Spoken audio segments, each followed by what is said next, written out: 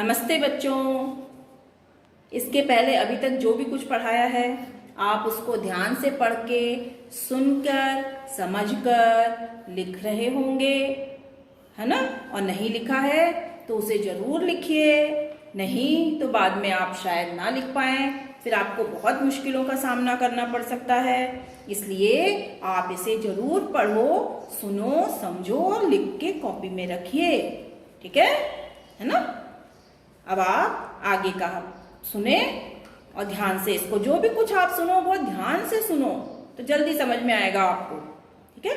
देखिए अंतिम पद, पकड़वारी की धार झूलता है मेरा मन, आओ रे सब मुझे घेर कर गाओ सावन, इंद्रधनुष के झूले में झूले मिल सब जन, फिर आए जीवन में सावन मन भावन। अब इसका इनके कठिन शब्दों का अर्थ देख लीजिए एक बार। पकड़वारी की धार, वारी, वारी का मतलब होता है पानी, तो पानी की धार, धार यानी वर्षा की लगातार गिरने वाली जो धार है उसके लिए कहा गया है यहाँ पर वारी की धार। झूलता है मेरा मन, यानी कवि के मन के बारे में यहाँ पर बताया गया है कि उसका मन क्या कर रहा है, झूला झूलने का। कवि ने यहाँ पे जो बच्चे वहां पर एकत्र थे, दिखाई दे रहे थे, उनको कहा है कि मुझे घेर कर तुम लोग आओ, मुझे घेर कर सावन के नए गीत गाओ। क्यों गाओ? अब उनके मन में उत्साह और उमंग का संचार हो चुका है, इसलिए। ठीक है, ये साधारण शब्दों में समझा रही हूँ, इसके बाद आपको फिर से मैं बताऊंगी। इंद्रधनुष के झूले में झूले मिल सब जन, और उन्हें आकाश में कुछ समय बाद वर्षा के थम जाने पर उन्हें इंद्रधनुष दिखाई देने लगा है। तो इंद्रधनुष के दिखाई देना यानी बारिश का रुक जाना, ठीक है ना, रुक जाने का प्रतीक है। इसलिए यहाँ पर उन्होंने, कवि ने क्या कहा है कि आकाश में जो इंद्रधनुष दिखाई दे रहा है, जो झूले की आकृति का है, उस पर बैठकर उनका मन कर रहा है कि उसे झूले के समान बना ले और उस पर बैठकर मन को भाने वाला सावन के ऋतु का यानी सावन का कुछ अच्छा सा और गीत गाएं, ठीक है ना। अब आप इसको अच्छे से समझ लीजिए पूरा अर्थ के साथ। तो कवि वर्णन करते हैं कि मेरा मन पानी या वर्षा की तेज धार को रस्सी के समान बनाकर और उस धार को रस्सी की तरह पकड़कर प्रसन्नता से झूला झूलने का कर रहा है। अतः यहाँ कवि सभी बच्चों को कहते हैं, तुम सब यहाँ आओ और देखो आकाश में इंद्रधनुष निकल गया है।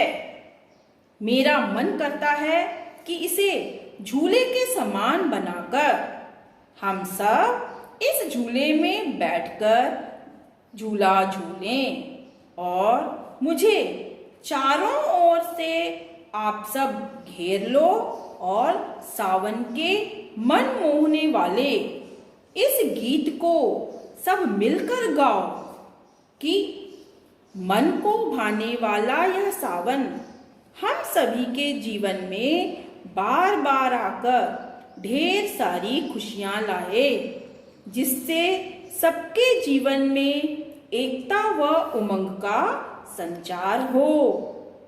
ठीक है, ये कंप्लीट हो गया आपका पद। अब आप इसको लिख लेंगे। एक बार और मैं इसको समझाती हूँ आपको कि कवि यहाँ वर्णन कर रहे हैं कि जो वर्षा की तेज धार है, वारी की धार का मतलब ही है कि तेज धार जो है इसे रस्सी के समान पकड़ने के लिए उनका मन कर रहा है कि जैसे झूले में रस्सी लगी होती है और उसे पकड़कर झूला झूला जाता है और इंद्रधनुष को झूला बनाए जाने का मन कर रहा है। तो यहाँ पर ये मुख्य बातें हैं जिसे यहाँ समझाया गया है।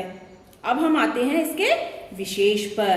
तो विशेष में आएगा फर्स्ट पॉइंट, पानी की धार को रस्सी के समान एवं इंद्रधनुष को झूले के समान बताया गया है। ये फर्स्ट पॉइंट है, ये लिखना है। सेकंड पॉइंट, सभी बच्चों को मिलकर सावन के मन मोहने वाले गीत गाने के लिए कहे जाने का वर्णन किया गया है। अगला पॉइंट है वर्षा ऋतु के प्राकृतिक सौंदर्य का मनमोहक, सुंदर एवं अद्भुत वर्णन किया गया है। नेक्स्ट पॉइंट आएगा परिनिष्ठित हिंदी भाषा शैली का प्रयोग किया गया है। अगला पॉइंट आएगा शांत रस का प्रयोग किया गया है। नेक्स्ट इसके बाद का पॉइंट आएगा क्या, सौंदर्य यानी काव्य सौंदर्य, जिसके अंतर्गत आता है अलंकार। अब अलंकार में क्या है, यहाँ पर अनुप्रास अलंकार का प्रयोग किया गया है। पुनरुक्ति प्रकाश अलंकार का प्रयोग किया गया है। कौन कौन से शब्द हैं, कण कण, तृण तृण,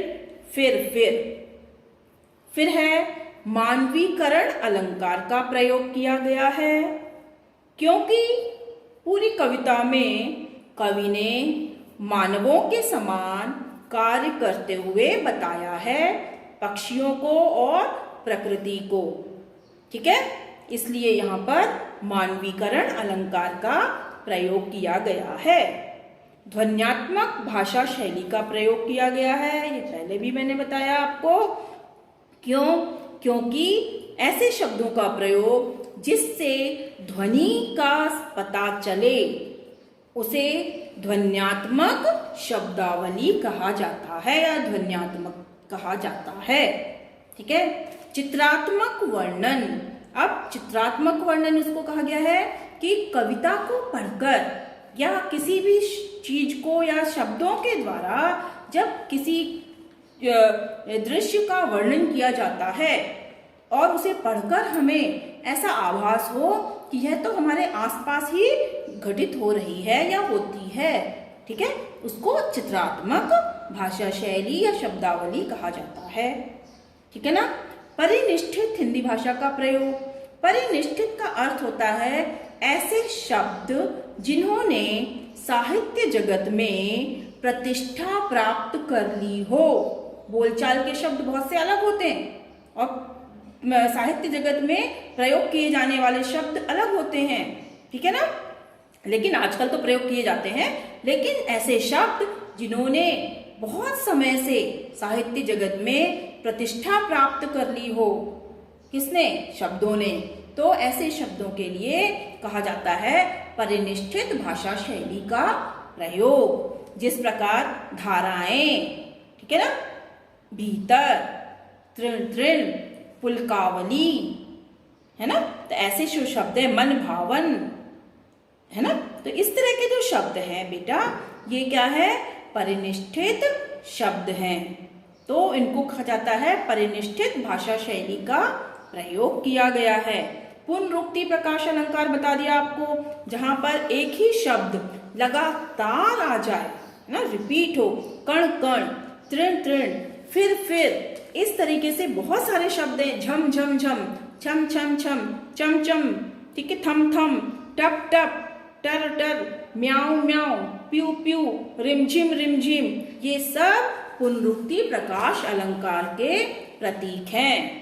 और इन्हीं शब्दों में से कुछ हैं जो ध्वन्यात्मकता को प्रदर्शित करते हैं। ठीक है, तो ये आपने समझ लिया, परिनिष्ठित, पुनरुक्ति प्रकाश अलंकार, मानवीकरण अलंकार। अब मानवीकरण कहाँ कहाँ पर है ये भी सुन लीजिए आप। सपने जगते मन के, ठीक है, करतल, पत्तियों को हथेली के, मनुष्य की हथेली के समान बताया गया है।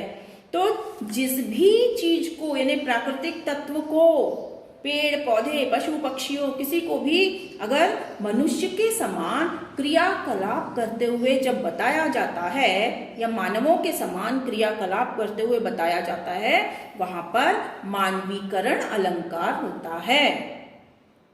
क्लियर। अब आप इसको अलग से हर हेडिंग को डालेंगे पूरा अर्थ लिखने के बाद, और सबको एक परिभाषा और उदाहरण बना बनाकर लिखेंगे। नहीं तो ये चीजें याद नहीं रहेंगी, जो आगे तक आपके काम आने वाली चीजें हैं। ये व्याकरण के पक्ष हैं, काव्य सौंदर्य के पक्ष हैं, जो आपको भविष्य में भी काम आएंगे, है ना। इसलिए आप बहुत ध्यान से सुने, समझें और इनको लिखें। कई बार सुने और फिर उसको ध्यान से अपनी कॉपी में लिखें। ठीक है, धन्यवाद।